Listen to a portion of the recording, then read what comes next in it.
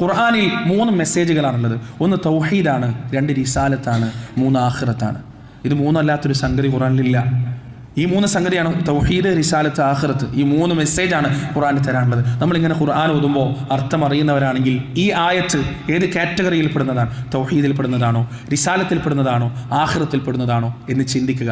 ഖുർആനെ കുറിച്ച് പഠിക്കുക, മനസ്സിലാക്കുക. അതോടൊപ്പം നമ്മൾ അറിയുക, ഖുർആൻ എന്ന് പറഞ്ഞാൽ അറിവിൻ്റെ ബഹറാണ്, അറിവിൻ്റെ കടലാണ്.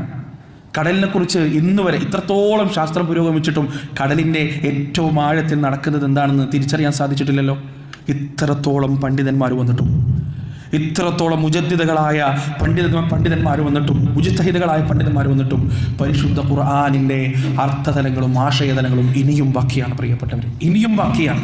കാരണം ഖുർആൻ സംസാരിക്കുന്നത് ഒരു ജനറേഷനോടല്ല, തലമുറകളോടാണ്.